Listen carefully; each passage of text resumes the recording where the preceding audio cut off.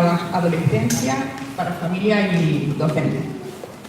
Decía Deepak Chopra que cuando la inteligencia emocional se fusiona con la inteligencia espiritual, la naturaleza humana se transforma.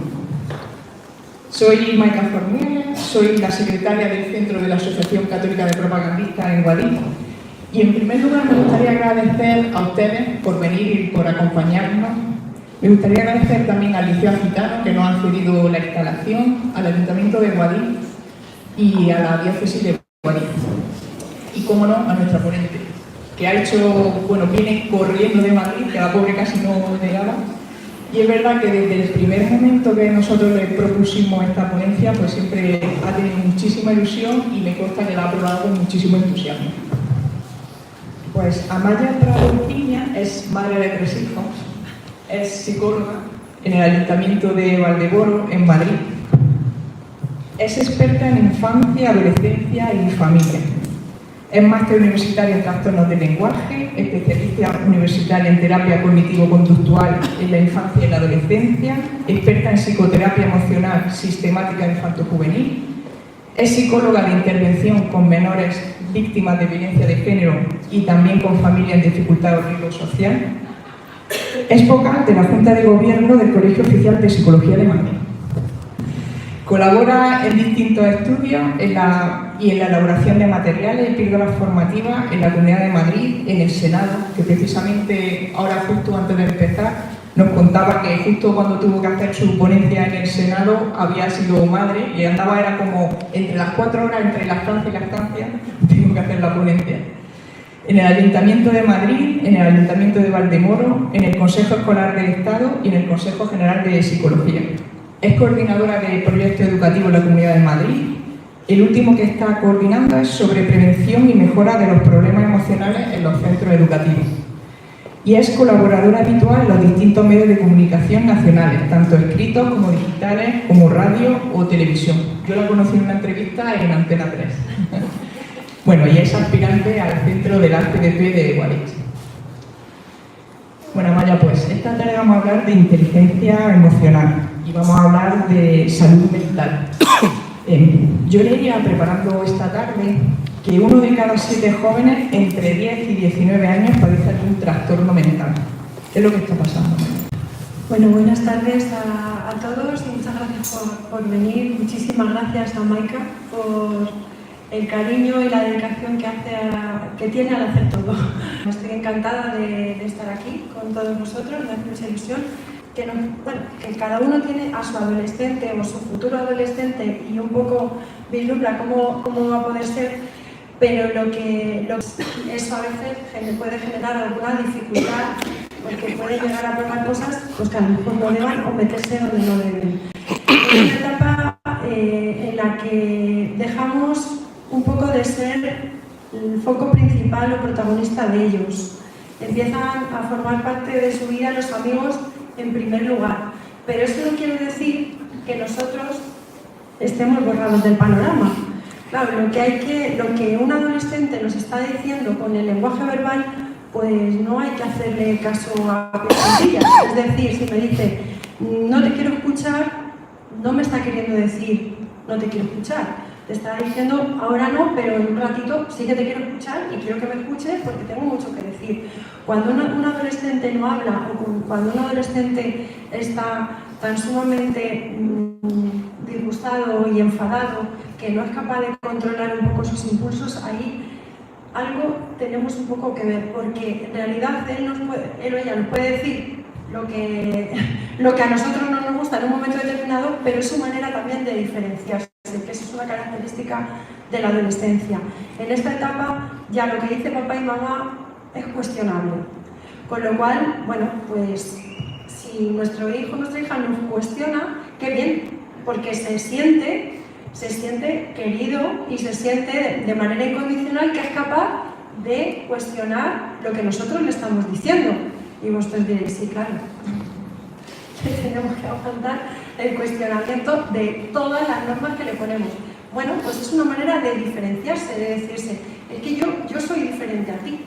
Tú me puedes estar diciendo esto, pero yo estoy de acuerdo o no estoy de acuerdo y estoy probando. Sé que es difícil, es complicado. Entonces, a nivel social, los amigos. A nivel familiar, de pronto nos aparece un hijo que parece otro. Y entonces decimos, pero este era mi hijo, este niño tan mono, que me daba besos, que me decía que guapa eres mamá, que me miraba con cara de eres lo mejor y lo más grande, y ahora, si puede, ni me saluda. Pues sí, era el mismo hijo de ayer. Lo que pasa es que está en esta etapa de tránsito entre la infancia y la vida adulta. Y con estas dificultades a nivel académico, a nivel cognitivo, pasamos a otra fase también pues de razonamiento más abstracto, de poder ir más allá de lo concreto, y es muy bonito también poder tener conversaciones con ellos. Yo me veréis que disfruto hablando de los adolescentes porque me encantan, de verdad. Yo tengo un adolescente, pero en mi casa a lo mejor no me gusta tanto, pero a mí me encanta trabajar con adolescentes porque puedes razonar, entienden las cosas, te hablan de sus vivencias personales internas, de cómo están viviendo el mundo, cómo están sintiendo lo que está pasando, y es una etapa de verdad verdaderamente bonita. Y sí que nos gustaría, para enfocar la charla, porque Amaya casi que lo está haciendo sobre la marcha, ¿qué esperan ustedes de sus hijos, los que tengan hijos adolescentes, o de los docentes, de sus alumnos? ¿Qué esperan ustedes de ellos? Nos gustaría escucharlo. Cuando tenéis un hijo y le miráis así y decís, yo quiero que mi hijo sea feliz.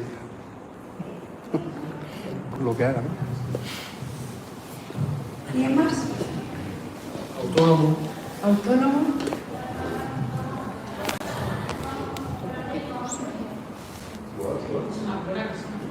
Que sea buena persona. Que aprenda a gestionar sus emociones. Gestionar sus emociones. Vale, en la base fundamental de todos los padres y las madres, de las familias, está que nuestros hijos sean felices. ¿A que sí? Como lo que ha dicho Nacho. Es verdad que ahí está como el todo, ¿no? ¿Qué padre o qué madre quiere que su hijo no sea feliz? Yo creo que no hay ninguno, ¿verdad? Lo que ocurre es que es el concepto de felicidad el que hoy vamos a ir viendo y vamos a ir barajando, porque en el concepto de felicidad está todo lo que habéis dicho. Tiene que estar. No tiene que estar en evitar todo el sufrimiento. Nosotros muchas veces decimos, bueno, venga, total, esto es como si ya la vida se encarga de darle palos, ¿no? Y tratamos de evitar que sufran. No pasa. Tratándoles de quitar todo el sufrimiento posible de sus vidas. Y para ello, pues, si hay que dar la cara por algo, la doy yo. Si hay que ir a comprarles algo, lo compro. Si hay que hacer esto, lo hago. Si tengo que hablar con el profesor por algo que ha sido injusto, lo hablo yo, como padre o como madre. En fin, para que ellos no sufran, o sufran lo menos posible, ¿no? Esto es hacerles el trabajo y no fomentar esa autonomía de la que habéis hablado. Pero ahora nos metemos más en faena. Porque al final el ser feliz, como apuntamos por aquí, va conectado con el bienestar emocional. Entonces, ¿qué es el bienestar emocional, Amaya? Bueno, pues lo habéis dicho por aquí. El bienestar emocional pues es esa capacidad para poder afrontar el sufrimiento, para poder relacionarte con los demás de una manera adecuada, para poder estudiar de una manera adecuada, para poder saber y tomar decisiones también de una manera correcta, o por lo menos, si es incorrecta, que se sepa gestionar esa incorrección o esas dificultades. O sea, no se trata de ser perfecto, sino se trata de ir tomando decisiones y de, bueno, si me equivoco, pues sé gestionar esa equivocación y sé gestionar mis emociones con respecto a eso. Eso sería un poco el bienestar emocional. Los niños, la verdad, que no están en una burbuja, sino que están en medio del mundo, pero ¿qué mundo es el que le estamos ofreciendo a nuestros adolescentes? Bueno, pues es un mundo, por un lado, un mundo tecnológico. Y con tecnológico hay cosas tremendamente buenas, de verdad, porque los que os dedicáis al mundo de la educación, pues la tecnología ha hecho exponencialmente algo increíble en ellos. Y para cualquiera de nosotros la tecnología es, bueno, la pandemia era nuestra ventana al exterior y conseguimos a través de la tecnología pues nuestra día a día, nuestra vida, ¿no? ¿Qué haríamos sin la tecnología? Pero ellos son nativos digitales. No son nativos digitales. Ellos han aprendido igual que nosotros, lo que pasa es que de una manera más intuitiva. El mundo que les estamos ofreciendo pues es un mundo de la inmediatez, un mundo de la perfección y la felicidad. ¿Cuántos de nosotros miramos en Instagram, por ejemplo, seguimos a alguien y decimos, esta persona es que, bueno, todos los días que si en un restaurante, que si todos los días con ropa fashion, que si... ¡Qué vida tan feliz! Claro, nosotros somos mayores y podemos saber que esa persona, aparte de esa vida tan increíble, seguro que tiene sus luces y sus sombras, ¿no? Pero ellos no. Ellos creen, ellos de verdad, hay veces, cuando utilizan la tecnología de manera excesiva y a veces de manera pues, inadecuada, no son capaces de discernir lo que es la realidad de lo virtual. Y creen que todo lo que están viendo en las redes sociales es verdad. Y que esa persona maravillosa, que le pasan todos los días cosas maravillosas, es así. Y a la otra que sigo, también. Y a la amiga y a la fulanita de clase, también. Y resulta que yo tengo una vida, vamos, mi madre todo el día diciéndome que tengo que hacer esto. En el cole no soy capaz de aprobar o de sacar más allá de un 6. Mis amigas me dejan de lado y hablan mal de mí. Resulta que tengo más peso del que debería tener. No tengo el último iPhone que todo el mundo saca. Entonces, claro, ¿qué ocurre? Pues que la percepción o el autoconcepto que yo puedo llegar a tener de mí difiere mucho de la realidad. Y esto es lo que están viviendo nuestros chicos. Nuestros chicos se están midiendo por la cantidad de likes que reciben de una publicación u otra. Y cuando en una publicación ellos están recibiendo muchos likes, en la siguiente tienen que hacer lo que sea para superar esos likes. Entonces ellos están viviendo en un mundo a veces virtual de perfección y felicidad que no es así, que no es posible. En un mundo de la inmediatez, en un mundo hedonista, en un mundo en el aquí y en el ahora. Y me da igual lo que vaya a pasar después. En relaciones líquidas, en las que, bueno, si me vale, me vale, pero si mañana no me vale esta persona, la desecho, sea una pareja, sea un... Bueno, porque a papá y mamá no lo podemos hacer, pero bueno, si podemos, pues dejamos un poco, pero a los amigos, a las parejas, o sea, es un poco un mundo líquido, en el que ellos no tienen o no saben a dónde agarrarse. Es un mundo en el que la fragilidad da miedo.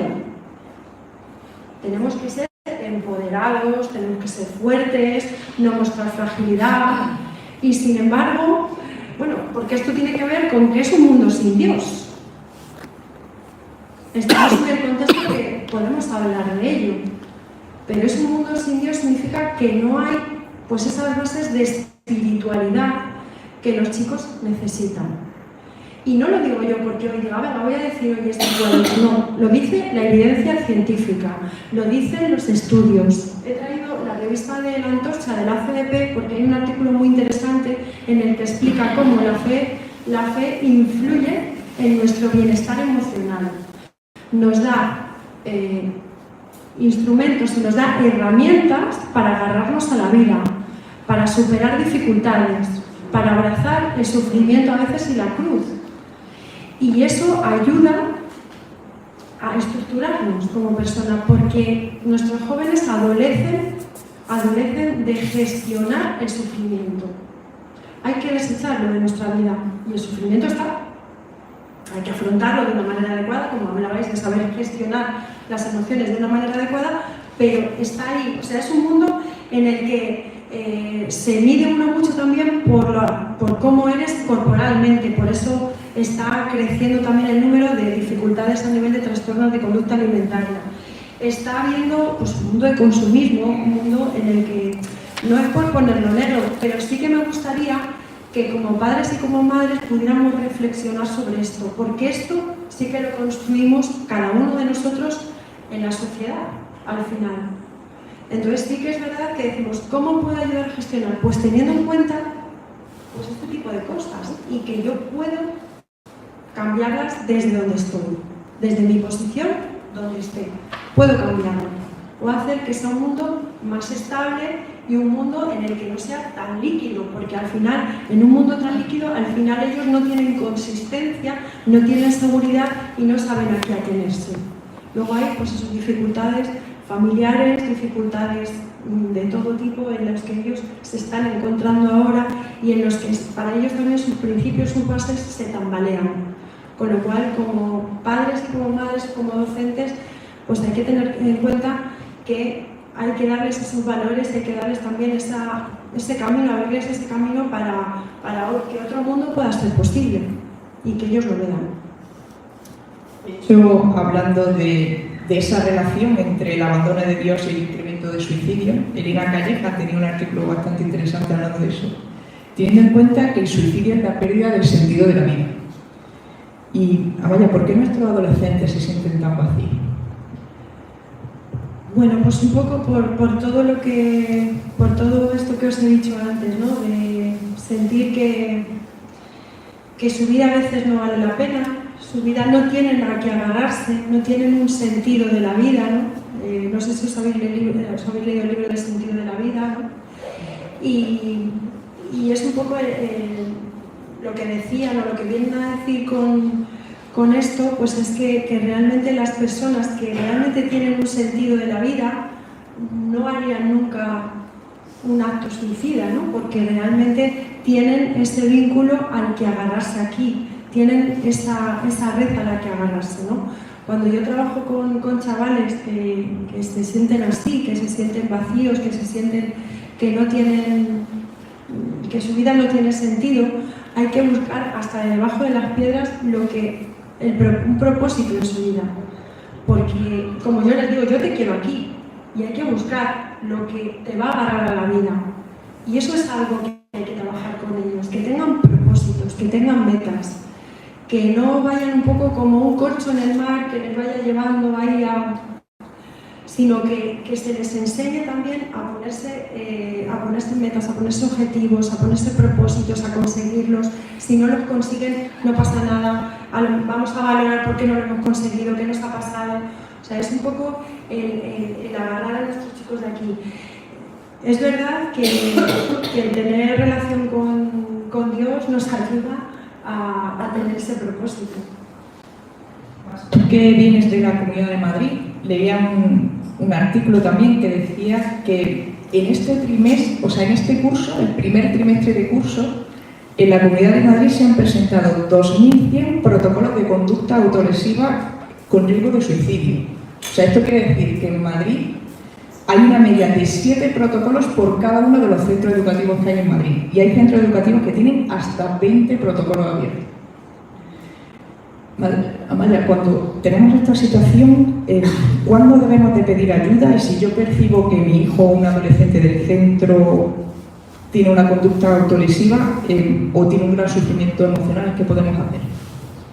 Bueno, el tema del sufrimiento emocional tan latente ahora en nuestros chavales se ve muy palpable pues hablando un poquito con ellos, ¿no? Hablando, viendo, mirándoles y sintiendo un poco que estás ahí para ellos, ¿no? Yo creo que también como respuesta a la pregunta anterior de por qué se sienten tan vacíos, muchas veces nuestros hijos pues dicen y exteriorizan que parece como que no les importa a nadie, ¿no? Se sienten pues un poco en soledad, sienten que no son comprendidos, pero ya un poco a escalas grandes, ¿no? Porque en realidad nuestros jóvenes se sienten así de perdidos, pero bueno, tienen que estar ya como muy desesperados para llegar a hacer algo así, pero es verdad que cada vez más está habiendo esas dificultades para saber gestionar esas emociones. Hay que enseñarles, hay que darles esas herramientas, y cuando nosotros detectamos algo así en nuestros hijos o en nuestros alumnos, lo primero que hay que hacer es intentar no alarmarse. Estas cosas ocurren. Muchas veces la autolesión significa mira, yo no sé cómo gestionar lo que me está pasando, no sé lo que tengo que hacer, creo que no se lo puedo contar a nadie y la única manera que encuentro ante este dolor tan inmenso, esto es lo que me dicen ellos, ante este dolor tan inmenso que tengo por dentro, o sea, es como si tuvieran un agujero literalmente en el alma, lo único que se me ocurre es hacerme daño pues, con una autolesión, porque de esta manera gestiono, ahí sí que sé gestionar el dolor físico, pero el dolor emocional no sé cómo gestionarlo. Entonces lo desvían la atención emocional a algo más físico para poderlo atender de una manera adecuada. Detrás de una lesión, de una autolesión, hay un sufrimiento inmenso, inmenso.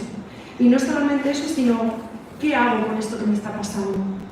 Con lo cual, si yo detecto esto en un alumno o en mi propio hijo, lo primero que me va a salir es alarmarme, tener muchísimo miedo e incluso regañarle, porque es lo que sale, ¿no? Pero ¿cómo haces esto, no? Bueno, pues es lo que me necesitan en ese momento. Necesitan, estoy aquí para escucharte. Tienes que estar sintiéndote muy mal para haber hecho esto. Quiero escucharte, cuéntamelo. Es ponerme en otra posición, que mi hijo se sienta amado, porque no hay mejor cosa que amar y saberse amado. Y si en un momento determinado ha tomado esa decisión, es porque no encontraba otra. No son llamadas de atención. Hay muchos padres que me dicen, lo ha hecho por llamar la atención. Y yo les digo, vaya, si ha utilizado esto para llamar la atención, ¿cómo tiene que estar pasando? Lo que no encuentra otra manera de decir cómo se está sintiendo.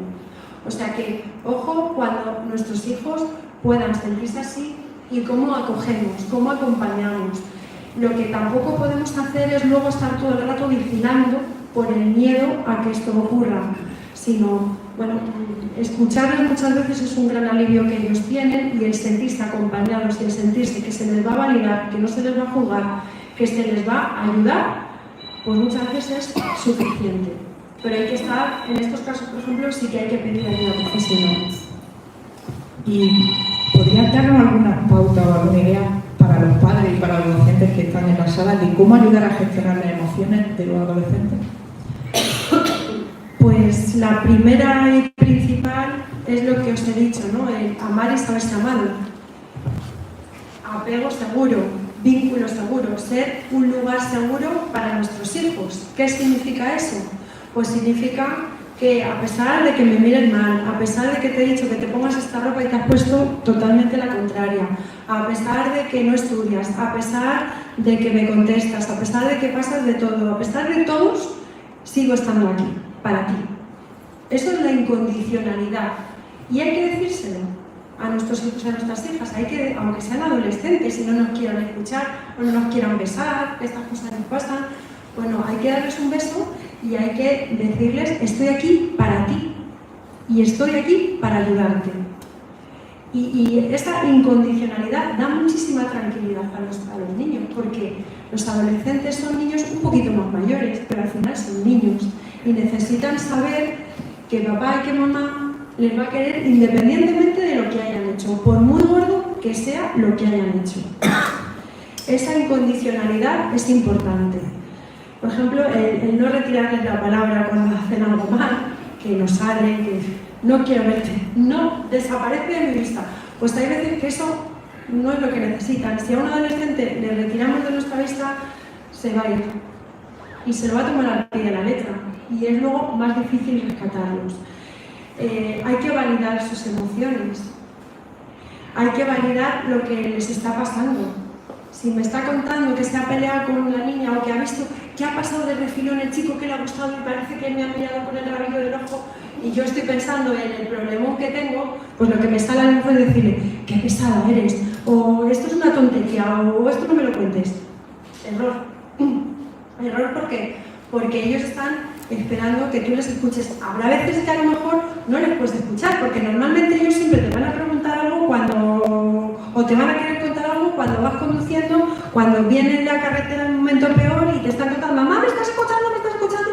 Pues sí, o espera un segundo, que arrancamos y me lo cuentas. Y te escucho mirando, como dicen algunos niños, mamá, mírame con los ojos, ¿no? No, porque siempre estamos con el móvil, mírame con los ojos. Pues hay que mirarlos, hay que verlos, hay que hablarlos, hay que validar sus emociones. Por tontería muy grande que sea lo que nos están contando, para ellos es su vida. Para ellos es su vida el que se haya peleado con su amigo o con su amiga, que ahora mismo es lo más. Entonces, para ellos es importante, es como la gran bronca que hayamos podido tener nosotros en nuestro trabajo. Para ellos, su día a día es eso, con lo cual, validar esas emociones, validar lo que están sintiendo y lo que están viviendo. Mucha paciencia, mucha comprensión y bueno, saber que es una etapa que va a pasar. Tarde o temprano pasa. Que no parezca pasar. Bueno, y ahora, aprovechando que tienen ustedes aquí psicólogo gratis, pues si hay alguien que quiera hacer una pregunta, algún comentario, alguna sugerencia. Bueno, en primer lugar, enhorabuena por la magnífica intervención que ha hecho y por ilustrarlo, aunque algunos ya tengamos los hijos un poco más mayores, pero bueno, no viene nunca de más. Vale, a mí me surge un interrogante, no a raíz de lo que ha expuesto, sino siempre me lo he preguntado hoy. Todos estos problemas que apunta de la adolescencia y sobre todo esta, entre comillas, situación en la que se encuentran los jóvenes, de esa tendencia a autolesionarse o a causarse daño, sea físico o sea psíquico. Yo me pregunto, o te pregunto, ¿por qué eso pasa en las sociedades occidentales que están tan llenas de todo? ¿Por qué pasa en Europa? ¿Por qué pasa en Estados Unidos? ¿Por qué pasa en Canadá?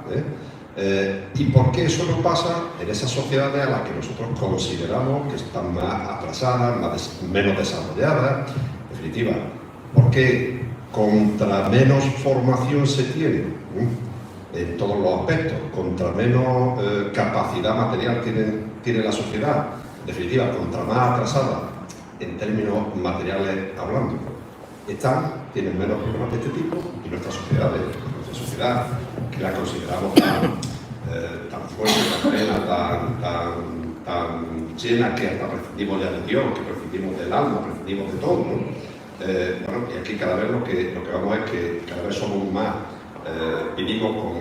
somos más infelices, nuestros jóvenes son más infelices, nuestros jóvenes tienen más carencia afectiva, tienen menos autoestima, tienen más tendencia a suicidarse, a causarse daño, que ya no se quiera. Sin embargo, en África no pasa eso, por lo menos no pasa de la forma que pasa aquí, ni en Asia, ni pasaba aquí hace 50 años. Aquí me refiero en Europa, ¿no? ¿Qué es lo que está pasando? Es la pregunta. ¿Por qué? Porque tenemos un desarrollo intelectual, un desarrollo material y un desarrollo cultural que va contra la propia persona. Es la conclusión a la que se llega. Vamos, por a la que yo llego. No sé, a ver si. Me imagino que tú como profesional sabrás. Completamente de acuerdo, Víctor. Es que hay ahora mismo hay cifras pues del 17%, estoy dando muchas cifras, perdonadme, pero hay el 17% de nuestros jóvenes se sienten solos, pero no es una soledad de que a gusto estoy aquí solito yo con mis cosas, no, es una soledad no deseada, que pensamos a lo mejor en la soledad no deseada en la gente mayor, en los ancianos, en la gente que pueda vivir pues, de una manera más solitaria, y no, nuestros jóvenes están tremendamente solos. Estas cifras son de la Comunidad de Madrid, del Ayuntamiento de Madrid, pero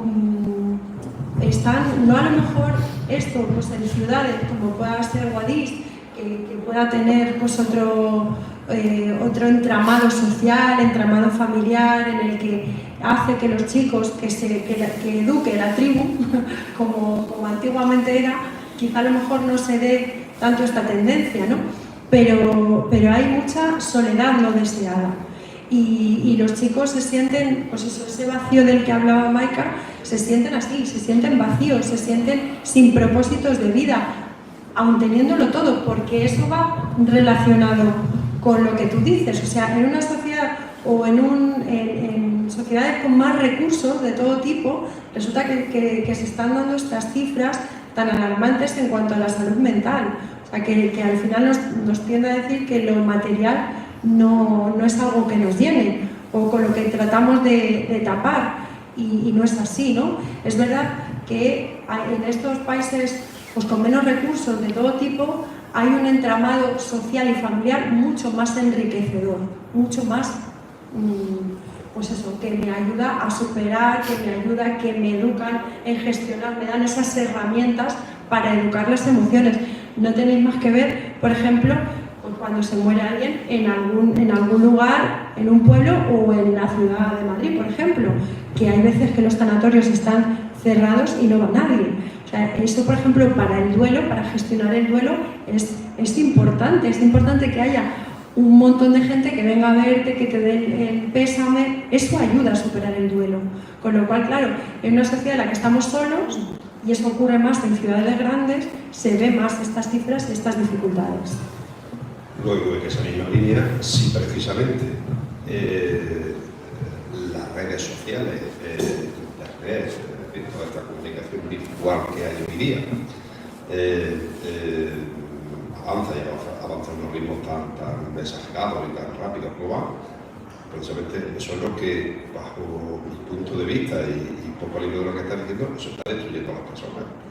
Internet no le sirve para nada, Internet sirve para aislarme más. A un joven no le sirve para tener Twitter, WhatsApp, yo qué sé, Facebook, cosas de estas. Sé que eso no le sirve para nada. Lo que está sirviendo es para crear cada vez gente o jóvenes más ansiosos o personas más ansiosas, personas más tristes, personas más deprimidas, a tomar más diazepam, que no sé, ¿no? Necesitamos anestesiarnos, porque no sabemos a veces gestionar esas emociones, y como el sufrimiento no forma parte de nuestra vida, lo necesitamos. Y luego hay otra parte, y es que tenemos que educar a nuestros hijos en las redes sociales, porque al final ellos están ahí, y es por quererle poner puertas al campo el decir, pues no le dejo el móvil, o a ver, hay ahora una corriente de padres que están un poco viendo para ver si se puede retrasar la edad de inicio de los móviles, con todo el tema también en los centros educativos. Se está llegando a puntos importantes para poder retrasar, pero en el momento actual los chicos y chicas manejan las nuevas tecnologías, con lo cual yo creo que es importante también educarles en una ética de las redes sociales, y también en la privacidad y en la intimidad, porque es que lo exponen todo. O sea, hay una parte íntima que es solo mía y que no tengo por qué contar al resto del mundo. Bueno, pues yo me gustaría comentar la primera pregunta que le ha hecho. Con respecto a esa pregunta, y desde mi perspectiva, pienso que los países subdesarrollados están más conectados con el aquí y ahora y con la naturaleza, y creo que eso lo hemos perdido. Y además tienen una cultura más de cooperación, más de grupo, y eso también lo hemos perdido porque está más individualista, está más conectada con la tecnología, no tanto con la naturaleza, y el perder esos principios, esas bases y el sentido de la espiritualidad que tienen todavía esos países, a pesar de que de crecimiento económico pues, es mucho más bajo. Creo que al final eso hace que suban más los problemas psicológicos. Y como somos más individuales, hablamos menos de nuestra salud mental, no normalizamos el hablar de nuestro malestar. Entonces yo creo que se está afectando. Y hay una cosa súper importante y que también tenemos que tener en cuenta. Ahora parece que hay una moda en cuanto a los trastornos psicológicos, ¿no? Parece que ahora todo el mundo puede llegar a tener un trastorno psicológico, y no hay que perder de vista que todos tenemos sufrimiento en nuestro día a día y malestar psicológico, y eso no es un trastorno psicológico. Lo que pasa es que la no gestión de ese malestar es lo que a veces puede generar. Y eso muchas veces, como tú dices, en una sociedad tan individualista y en una sociedad en la que no nos educan en las emociones y en la gestión emocional, pues no ayuda. Paso a mi compañera que también quería intervenir. Bueno, qué fuerte. Mira, yo soy psicóloga en un centro de la Asociación San José. Entonces ahora mismo me gustaría compartir algunos detalles de un caso que tenemos, porque estoy aquí con mi equipo, por saber tu opinión. Tenemos un problema con un muchacho a nivel de autolesiones que tienen el pequeño hándicap de unirse a una discapacidad. Entonces nos está costando mucho encontrarle unas motivaciones que le duren a un mediano plazo, porque se le encuentra, se motiva y se cansa. Y seguimos trabajándolo para mantener la motivación, no sea un nivel muy alto, un nivel medio que pueda continuar. Y nos cuesta mucho y se nos pierde por el camino y pues me gustaría saber tu opinión, por si, no sé, se nos está escapando algo, ¿hay alguna manera en la que podamos hacerlo mejor? Porque la autolesión está motivada por alguna dificultad también emocional que tiene o Sí, por la gestión propia de discapacidad. No, yo creo que a nivel de gestión emocional, que estamos trabajando mucho con él en ese sentido y está muchísimo mejor. Pero no conseguimos que encuentre una motivación que le ancle un poco al presente y al decir un objetivo, una meta en la vida. Porque entiendo que está consiguiendo, a través de la autolesión, está consiguiendo esa liberación, emocional, sí. esa regulación emocional de la que a lo mejor carece en otro sentido, ¿no? Claro. Claro, ahí a veces este tipo de situaciones se convierten en adictivas. Sí, también tiene algunos problemas con adicciones, videojuegos, a las tecnologías más propias de la adolescencia también, a la medicación que el resto de mi equipo. Bueno, yo creo que lo de la medicación también es un tipo de autolesión en el sentido de que dejas de sentir. De una manera te autolesionas y cambias del dolor emocional a un nivel de dolor físico y con la medicación directamente pues desconectas. Entonces, pues... Claro, yo indagaría un poco más por la parte adictiva, porque si no os va a costar un poquitín poder sacarle de ahí, porque ya lo tiene como una manera muy automatizada para poderse autorregular. Con lo cual, aunque, o sea, indagaría por ahí o trabajaría por ahí para que luego pudiera, como base, trabajar luego otras cosas, pero creo que va un poco por el tema más bien de adicción. De adicción, ¿verdad? Sí, porque hay veces que ellos, además te lo dicen, ¿eh? Te dicen, Amaya, no he podido, me he autolesionado, no he podido porque es eso, es la liberación que ellos tienen, Sí, o sea, claro. es el reforzamiento que consiguen negativo, pero que al final termina siendo para ellos pues una conducta adictiva. Vale. Entonces indagaría por ahí más.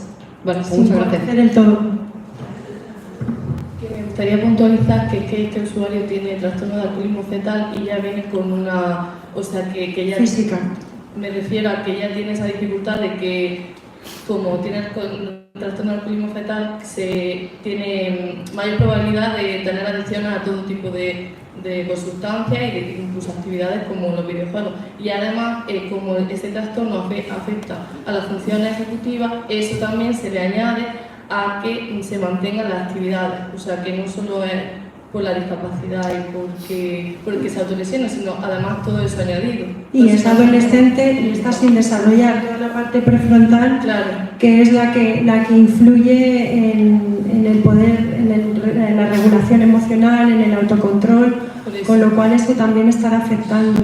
También un poco el reajuste de la emoción, de la medicación. No. Pero se le añade pues todo lo que he comentado. Pero aún así he de decir que cuando te estaba escuchando estaba pensando en ese caso y mi compañera siempre es verdad que ha estado muy encima de que tuviese una motivación en el fútbol porque el entrenamiento, entonces es verdad que he sentido como mucho orgullo de decir pues estamos en esa línea y estamos haciéndolo bien.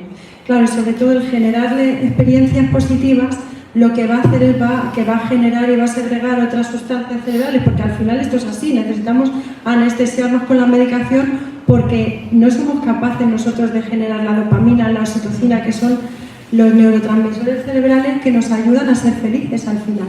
Hoy mismo Y me decía que generar actividades en las que se sienta pletórico, feliz, en las que se pueda agarrar ahí. hoy mismo me decía qué pereza tiene que esta tarde tengo entrenamiento y yo le decía, pero cuando vas, ¿cómo te lo pasas? ¿Qué sientes? Sí, me quieren fichar y le decía, a ver, pues tienes que seguir con la pereza, vas. Claro, es el enseñarle a gestionar al final las emociones, porque es como que no queremos sentir emociones negativas, o no negativas, desagradables, perdón, y es como que queremos, y no, las emociones desagradables tenemos que sentirlas, y lo que tenemos que hacer, o enseñarles a nuestros hijos y a nuestros alumnos, es a saber gestionar esas emociones desagradables. ¿Alguien más?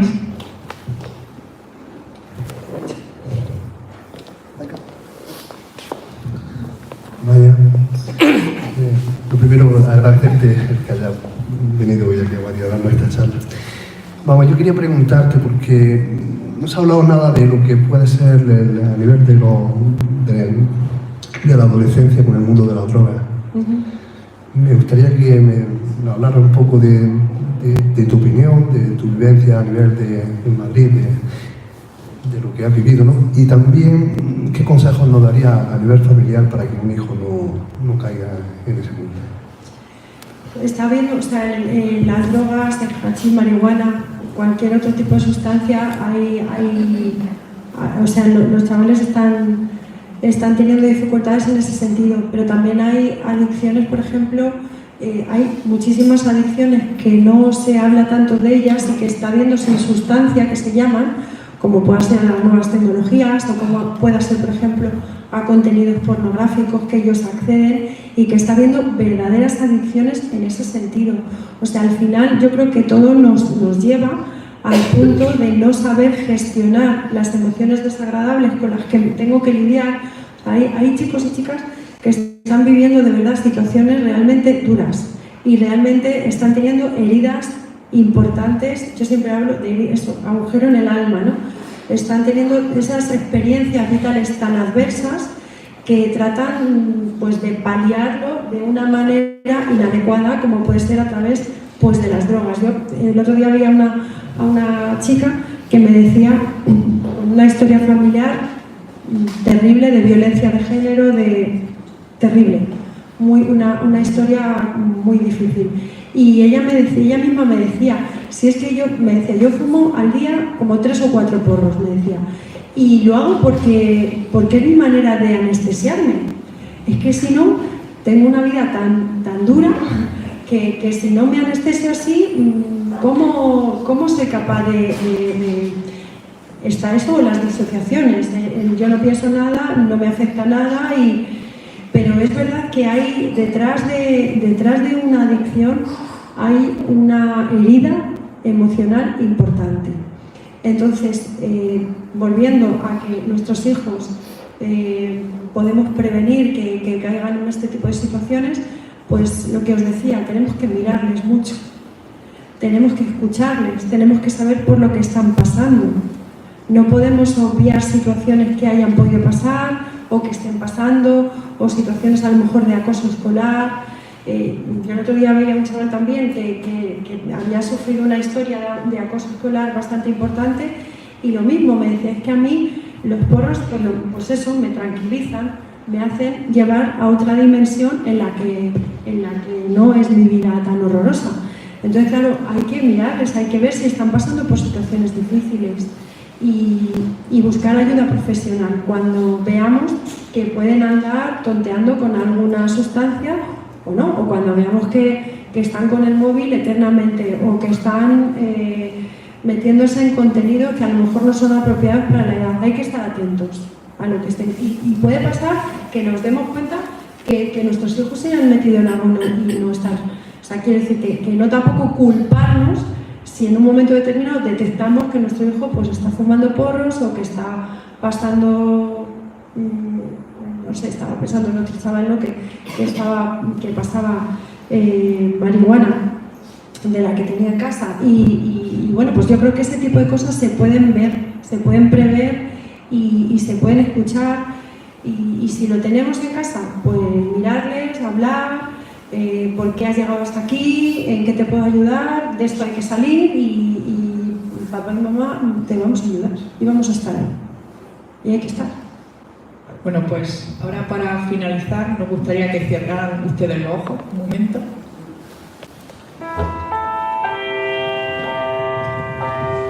Cuando estés abatida, te sientas insignificante, cuando haya lágrimas en tus ojos, yo las secaré todas. Estoy a tu lado.